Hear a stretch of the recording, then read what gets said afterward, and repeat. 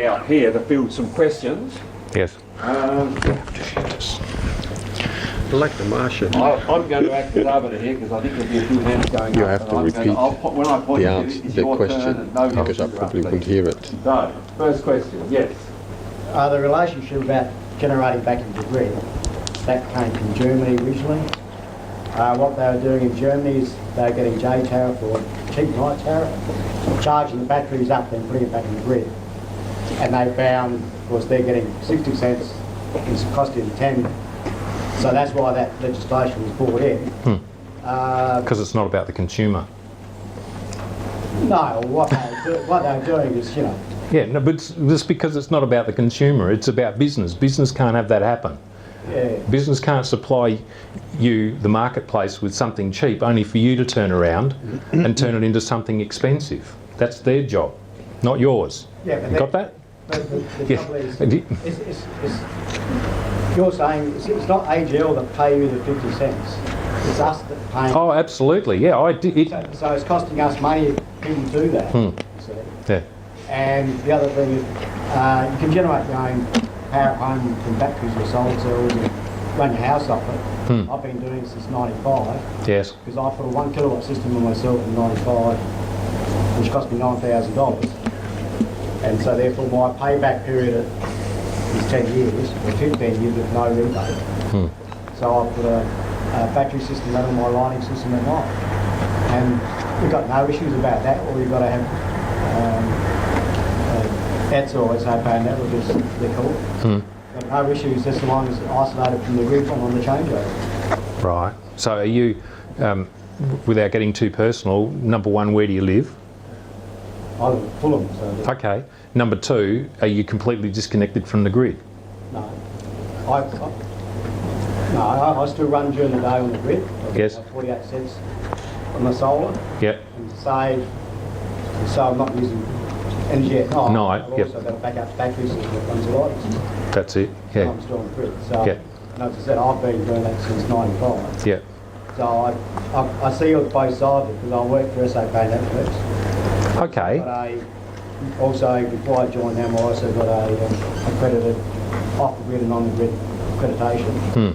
And You should be doing this presentation. And no disrespect, I mean that. I think a lot of, if people here want more detail, I think you can provide. I'm not putting it on you, but I'd invite you to. I'm sure I can do that with your imprimatur to invite you to present to us what is obviously a lot of experience. I think there would be some interest if you felt inclined to work something up. I'm sure we could program something. So we can help. Yeah.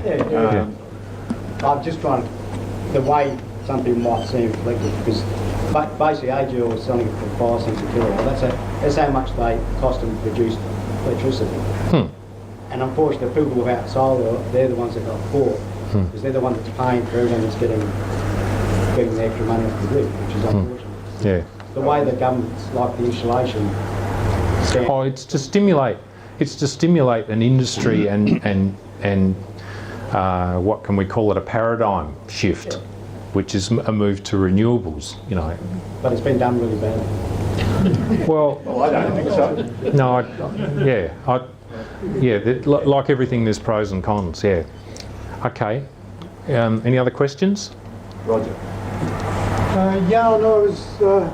I'm continually bombarded by the petrol heads about all the terrible pollution that is caused in the production of batteries for electric vehicles. Now, how well founded is that? I mean, there's a lithium ion battery in mine yet. Really all that polluting in its production? Probably talking about carbon, toxic materials. I think I have to sort of take an educated guess here because I didn't really research that part.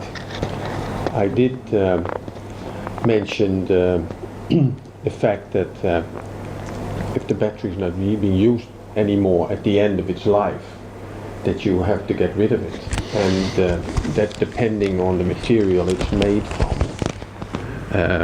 that may be difficult. Do I have to sort of stick my nose in your bosom?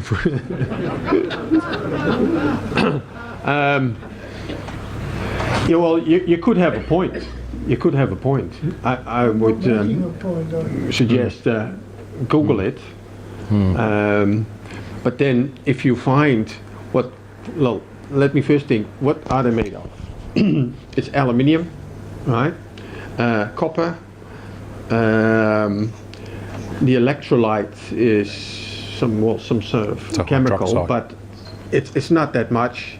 Probably a cell, 50 amp hour cell or something, got maybe 2 or 3 tablespoons of it.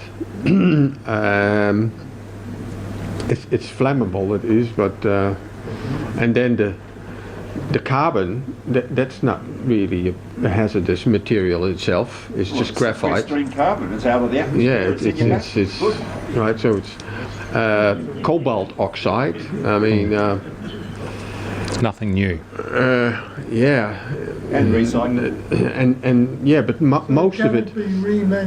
Maybe and a good thing to think of is that the fact that there is so much precious, well, semi-precious metal in there, like aluminium and copper, means that recyclers would really like to have it, because and that means that they have to take the thing apart and properly sort of dispose of or neutralize well, the dangerous parts. Now, about what you said about what about the energy and the pollution it creates when you manufacture them? Well, that's the manufacturing of copper and aluminium, and but you have to compare that with sort of the manufacturing and the pollution of the alternative energy that they replace, which is oil. Now, we do know how much oil pollutes, and so if you get a better deal from a pollution point of view with the copper and the aluminium and the cobalt oxide, then actually that's an advantage as well, as not producing greenhouse gases. If I can, well, if I can just come in on this question about the batteries, something interesting that I read just recently about a research project in Michigan, where they took used batteries out of a Chevy Volt electric vehicle because they weren't really suitable for the car anymore, they deteriorated, and repurposed them for domestic storage. Hello. So straight away the battery life is extended and repurposed into another realm for the time being, before it gets to the stage that Jan's talking about. But you still get the problem. Eventually. Speaking with someone who does repacking of recharged batteries, it tells me that there's only a handful of places in the world that are capable of recycling those batteries, none of which are within commercial range of Australia. So our Environmental Protection Agency has given a licence to bury all of them for rechargeable batteries produced and sold in Australia, rather than ship them over for recovery. Yeah. Has anybody ever wondered why in Australia we can still buy disposable battery cells of the alkaline variety perhaps, or the other ones which one use, no recharge, and yet in Europe it's verboten. It's been legislated out. And the reason they're so cheap here is because they are getting hello, and then they get dumped again. Yeah. I know, for instance, that the nickel cadmium batteries that we used to have, I mean, cadmium, that's a nasty stuff. And the whole reason why for the nickel metal hydride sort of replaced it, because it, well, not only because it was a better battery, higher energy density, but also it didn't have cadmium. Another thing is that what I, for instance, learned at one of the jobs that I had, cadmium, they also use that in plastics as a flame retardant, which means that if the plastic catches fire, if you have cadmium in that the fire will sort of go out, or it just peters out. It doesn't sort of accelerate. But I remember that the product that I had to develop, we had to specify that there should not be any cadmium in the plastic, for the reason of that it just sort of pollutes. And that was in Europe, by the way. Jim? Just on the, just for the sake everyone knows, Mike, it's not just the capital expenditure, which is pretty daunting for some people to go to sewage, but in the long term that will pay, I know. I've been to plenty of meetings already where it's already being discussed that you'll be going to be hit by a whole range of regulatory measures unnecessarily, totally. So every 5 years perhaps, your whole system will have to be inspected by ... Whole new industry. That's true at the moment. That is true with current solar systems. They shall be inspected every 5 years. It's not generally published, or well, I suspect most people wouldn't know that. Well, I've got a question for Jan. The Bob Gell has just been in Korea, and he sent me back some stuff because I'm interested in battery technology, and he mentioned that the lithium sulfur battery is likely to be available as early as the middle of this year. Have you seen anything about lithium sulfur? I've heard something about lithium zinc air, which had a much higher energy capacity, but haven't sort of been able to make a stable version of that yet. But according to the sort of the computer calculations, how many electrons it could sort of store, and it sounded really good. Well, what he sent me, and I wish I'd brought a copy of the email along because he's not here tonight. I was hoping I'd bounce it off him. But lithium sulfur is, I haven't got the energy density and specific energy figures, but it is much safer and apparently has a higher C rating and a significantly higher energy rating than lithium iron phosphate. So they're hoping for big things from it. But so I think when Bob finally comes back from Korea, if he isn't already back, that it might be good to hear something about that. That's something that is it's not off in the realms. It's very, very close to happening when they're talking about 2 to 3 months. Paul. Yeah, have you heard anything about solid-state batteries? Solid-state batteries? Solid-state batteries. Well, what I know is that there is a version of the lithium battery which is called a lithium polymer battery. Now, the polymer is actually a plastic layer that functions as an electrolyte. It's sort of porous. It's porous for the ions to go through. Well, that was the whole idea, right? Now, it doesn't work as well as a liquid electrolyte. So what they've done is they get the polymer, which is sort of like a sheet of plastic, and they put some liquid electrolyte in there as well. Now the idea of the polymer is exactly what your question asks for, is that you get a solid state battery. You only have solids. But it didn't work out as well, and that's why they added that little bit of liquid. Another advantage of the solid, of the polymer is that if they get hot, and I explained about that runaway temperature, then because of the temperature, the plastic actually melts a bit, and it closes it off for the ions to go past, and so it adds a safety barrier. Self-regulating. Yep. Whoa. With the just yeah. Thank you. I was wondering, you only mentioned the cars that have got The what? solid. You only mentioned the cars that have got solid electricity. I was just wondering about the hybrid, the Toyota hybrid. What type of battery do they have in their car? I know that the Toyota Prius has nickel metal hydride batteries in there. But the new version, I think it's the Prius V and the Prius C, which came out sort of later, last 2 years, they've switched to lithium ion.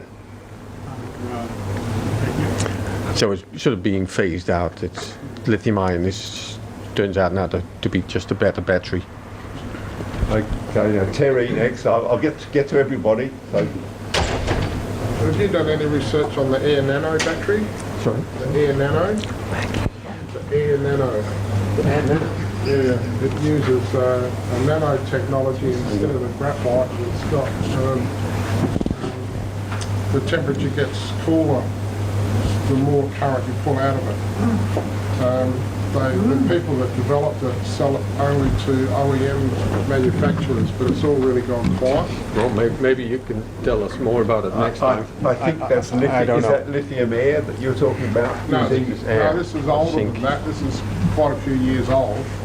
So Altair Nano, if you go to their website, it tells you all about it. But it's gone I'm quiet. sorry, I can't answer that. I don't know. Lithium air is another one. It's a great idea. They just haven't managed to make it work yet. But they are very close. The theory's fine. It's just a case of working out how to make a battery when one of the I think it's the cathode doesn't exist, as it were. It's just the atmosphere.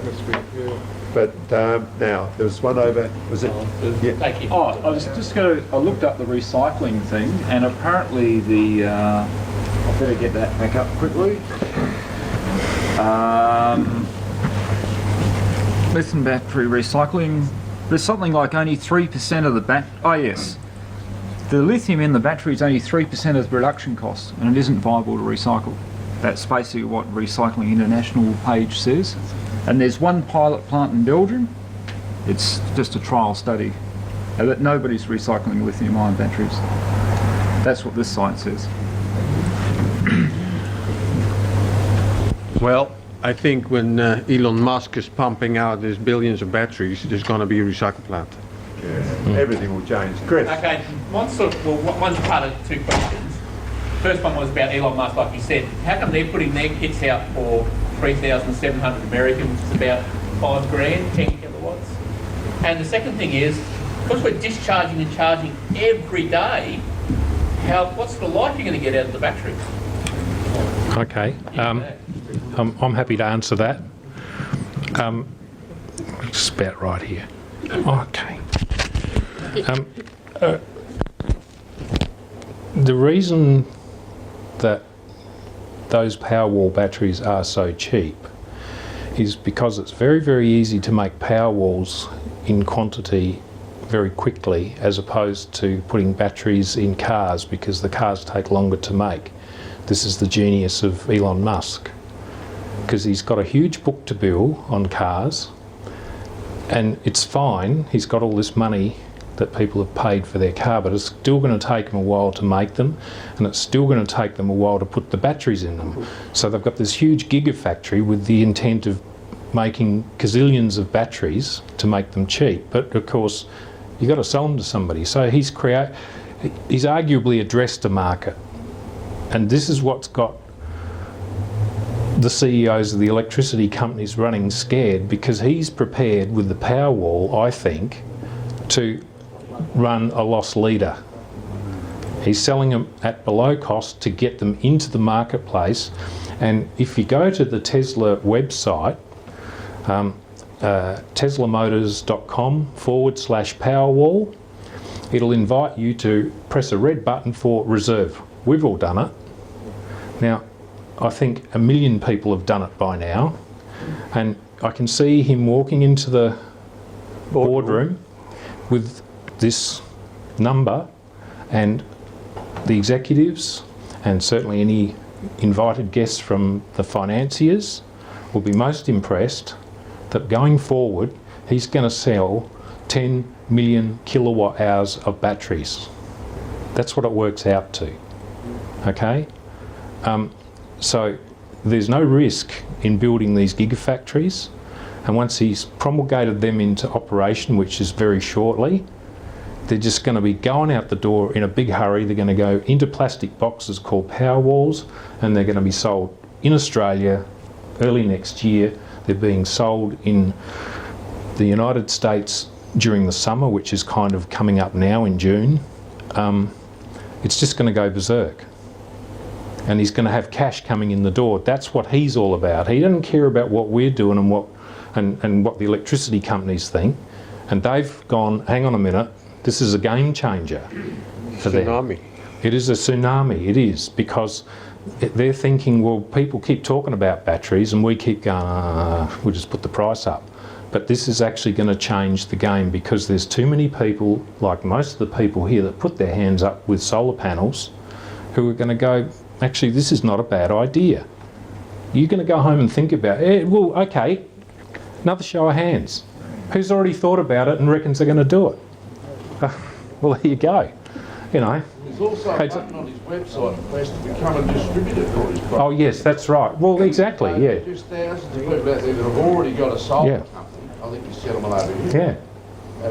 And away you go. That's right. Answer a few questions and you can well and truly become... And with the power of the internet... Bank, because they've already got the solar panel people that they know. I've sold 5,000 home solar panels. I can guarantee that I'll sell at least half of those. Well, that's what the research is saying. That's what the Morgan Stanley research said. Right now. Yep, exactly. Mike, I think the question was really about price. I think you'll find they don't come with an inverter.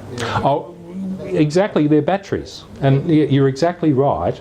That's kind of the fly in the ointment, because, of course, the inverters, if you like, and the control technology that would apply in the United States of America is not the same as here. And as you saw from my slide up there, you know, people are already doing this here, and these guys selling this stuff, I don't think they're going to run for cover. They're going to go hallelujah, because that $8,000 price tag on the 9 kilowatt hour batteries, they're going to be able to revise that, and you're going to pick that up for $4 to $5 grand.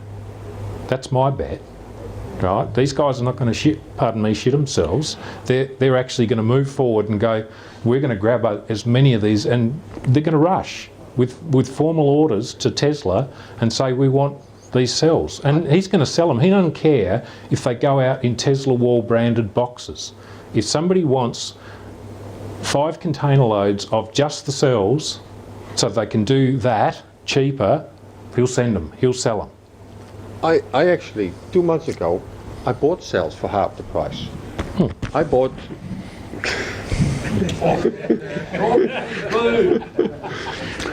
I bought 17.5 kilowatt hours of lithium iron phosphate cells for $10,000. Right? Now, these are the more expensive ones because they are smaller than the older version. Now, the older version would have been cheaper. So that means that 10 kilowatt hours would have cost me, 11. Under $5,000. Oh, sorry, yeah. But around, about $5,000. Now, when you were mentioning this, I was thinking of what I saw on eBay a little while ago. If you go to eBay and you search for off-grid inverter, solar inverter off-grid, right? There are units, 5 kilowatt units, right? And they cost about $800-900. What they are a solar inverter, so what most people already have, so you connect your solar panels onto it and it connects to the grid, right? But it also has a charger in it and you can connect your batteries to it. So if you spend $5,000 on batteries, $800 on this inverter, maybe say $1,000 of some wires and connectors and a battery management unit. Then for under $7,000, you've got a 10 kilowatt system, and that you can buy that now. Yeah. As a matter of, I think, of interest to the room, at the moment, those people are on the 44 cents plus whatever they get from their supply company as well. They are locked in until 28. And if we do any changes to our systems, we lose the feed-in tariff, the preferential feed-in tariff. So in a way, we're now being held out from the next step. And what I've been considering, I'm hoping to put up a new workshop and I'm hoping to put solar panels on that and having the whole thing running off grid with a power wall, and that shouldn't affect my feed-in because they're two things that are totally separate. You've got any comment on that? Can I say something on that? Because I actually exchanged about 6 emails with the PV compliance department of Network SA. Power networks. Yeah.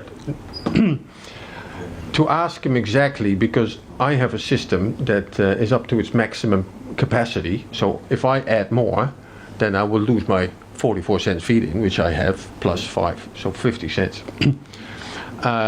And I wanted to know, what can I do within the rules to add more solar panels? Now, the only way you can do that is because you can add panels, but you cannot connect it to the grid in any way. Yeah.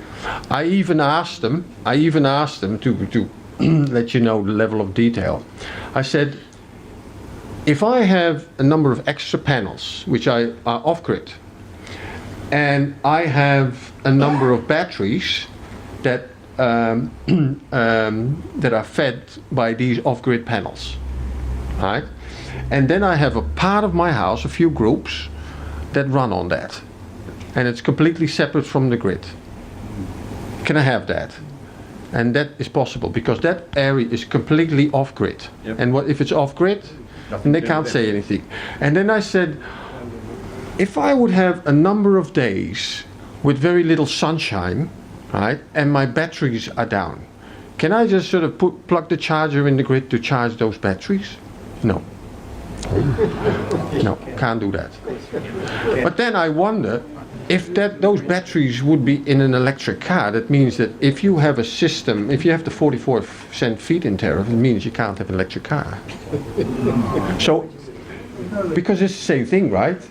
I mean, why can you charge the battery of a car that runs a motor to drive your vehicle, but you cannot charge a battery to run another motor that washes your clothes? I think they might be confused. I would I got them confused. Just telling them. You can charge your batteries off the grid. What you can't do is what originally happened in Germany when they first put the system out. People were charging their batteries. Sorry, what did you say? You can't charge them. You can. You can't? You can.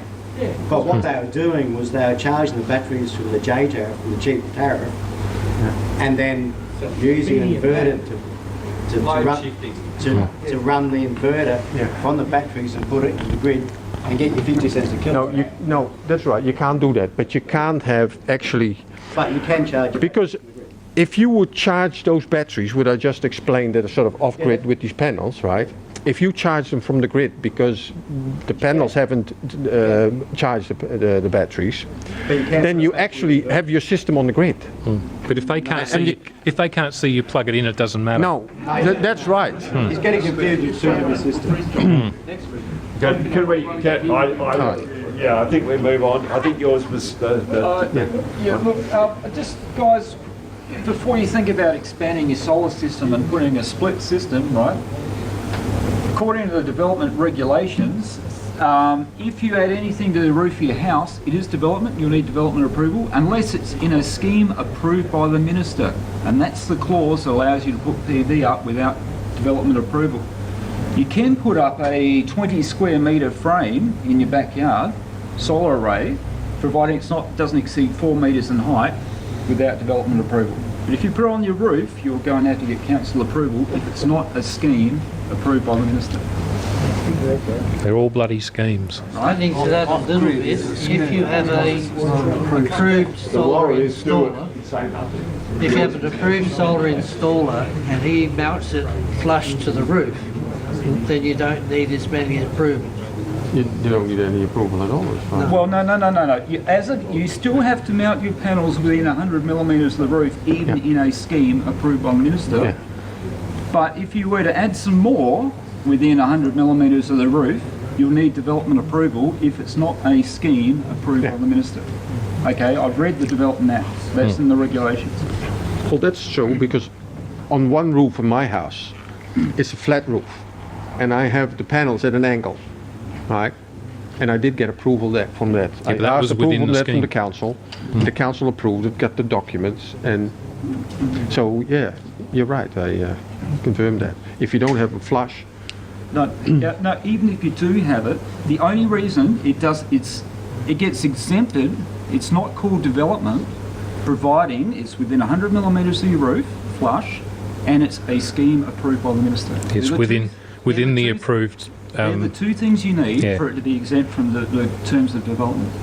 The minister hasn't approved it if it isn't grid connected. Is that what you said? That would be right. Yeah. Okay. That doesn't mean you won't get approval from the council. It just means it's an extra step. Yeah. That gentleman back there. Now, no, I think there's sorry. Here. Just thinking out loud, one purchases a Tesla Powerwall, throws it into the back of the Mitsubishi, goes to charge point, charges it up, brings it back home and drives the house. Where's the problem?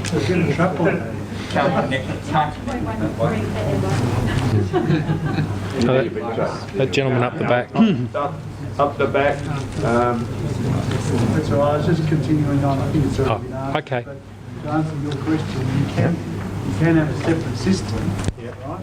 But you must isolate it from the grid.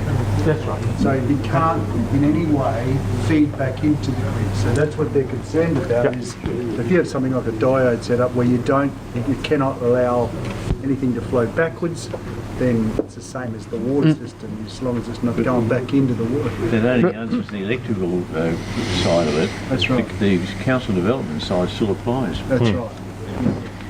yep, correct. Stop it. What? Yes. Charming Yes, assistant. it's in the baseball cap. My question's about the Tesla Powerwall. How does that compare to like a lead acid battery bank, like in terms of cost and capacity? Well, actually, I did the sums. Lead acid batteries, if you wanted to emulate the 10 kilowatt hour array, I had it worked out on 25 car batteries, give me 300 volts to match my panels, with a reserve capacity of, say, arguably an hour. That worked out at 300 times 300 times 25, 7.5 kilowatt hours, and to buy 25 of those batteries is what are you looking at? $2,500. They're lead acid. On the internet news tonight, 48 batteries were stolen from an RAA van. There are different solutions. Yeah, but to answer your question, it's interesting that the price, as Chris pointed out, the price of the Tesla Powerwall batteries is in fact very heavily discounted. If you were looking at 10 kilowatt hours of The Chinese ones I bought. the 3.7 volt. It's those 3.7 volt ones that the Teslas use. Yeah. You know, those battery packs were quite expensive. But yeah, they're pre-announcing, I guess, the price saving that the Gigafactory is going to herald. And I think they're just taking the initial orders on the chin. They just want to light the fire. And it is seriously, I think it's just like that battery you saw up there. That's how this is going to happen, and it's going to happen real quick. Because you guys have already put your hand up. You know, I mean, there's your answer there. Okay, Terry? There's another alternative for household batteries that Simon Hackett mentioned that he's invested in. There's a company called Redfly up in Queensland. Oh yeah. They're designing it's a completely liquid battery with liquid anode, liquid cathode. That's actually not for mobile use; it's for fixed. Stationary. Yeah. Stationary. And Simon Hackett's waiting for the final development because his house runs on lead acid now, and he's going to run it on Redfly batteries when they're available. Yeah. So that's something to keep an eye on. Well, he might go Tesla first. Sorry? He might go Tesla first. Well, he might, if they come available first. In the yellow shirt, Matt. It's my first time here tonight. Welcome. Appreciate the information and the way it's ran. But in the presentation, and everyone's talked a lot about cost and things like that. But I'm sort of wondering about I suppose, the green aspect of it. How many people are doing the things they do with conscience rather than with their wallet?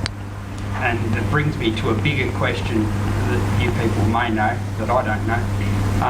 Why is it third world countries are investing way more than Australia is in whether it be electric car technology, whether it be storage? Well, because for a start, they haven't capitalised on the alternatives. So this is their first capital entry into the energy market in a lot of cases. They've never had energy before. So they're investing in energy, and the advice that they've got is buy the best that's available now for the future. Don't buy that smelly, oily stuff. So how does Australia progress? Oh, you better ask Tony Abbott that, because he knows all the answers. That could be... There's a third answer there, it's simply vested interests. Oh, absolutely, yeah. I think a good... too much coal. I think a good example is... We've had it too easy for too long. It's just too worth too much to us, and that's our problem. I think a good example is that those same third world countries you are talking about, they now have mobile phones. They don't have a wire system at all. They skip that. They don't even do that. Yeah. So they just skip it. And the thing too is, don't forget, Australia is making a lot of money selling coal and iron ore and all the dirty stuff and oil and gas. It's just a big revenue. It's because the fact that we have such a deficit at the moment is because the iron ore price has dropped, and other things as well. Here's another perhaps dirty question. I don't know. What? With these Tesla Powerwalls, the type of cells they are, I'm pleading ignorance here, coming out of nowhere. How viable would it be to attack the Powerwall to put in your EV? Use the batteries in your EV. Is it cheap enough to source batteries? Well, I think the answer to that lies in what these power walls herald, and this is really Tesla saying cheap batteries are coming. Yeah. Here's the first version you can buy. You can put it on your wall, and it's addressing the EV market, but it's also addressing the broader market of people who simply want to save on their electricity bill. But in answer to your question, is that the way to go? Well, indirectly, yes, because you'd make the inquiry to Tesla that, look, I just want to buy batteries, right? Yeah. Now, and that's where that button that one of the other chaps here mentioned for asking for distributors, I don't think they're just going to be shipping plastic case batteries called Powerwalls. They're going to be shipping anything in any format that's a battery, that if people want to buy batteries, I don't think Elon Musk or Tesla are going to discriminate and say, no, you have to buy a Powerwall. They're going to say, like I said before, you want a container load of batteries, you got them. Yeah. Well, and they're going to be cheap. Batteries to Toyota and well, exactly. Yeah, that's exactly right. They don't care who's buying them for what reason, they just want to sell them. Remember the Tesla batteries are the Panasonic, like that's right. C cells. Yeah. It's just the one format battery. Yep. I know someone else had their hand up. I did read an article saying that the longevity of batteries between, dare I say, I don't know, the cheapest source and the big brand European ones can be 5 to 1. Right? The big brand the best Euro batteries could last, lithium-ion batteries could last 5 times longer than the cheapest ones. So when you buy the Tesla Powerwall, that's actually a Panasonic technology. You bought Sanyo, and that's top of the tree. So consider that. But, you know. Yeah, just going to put the cat amongst the pigeons. Yeah. All right. Ladies and gentlemen, we're going to have to wind this up, not because there's not a heap more questions, but because it's getting late and some of us have got beds to go to. So I'd like you to thank both our speakers tonight, both Jan and Mike.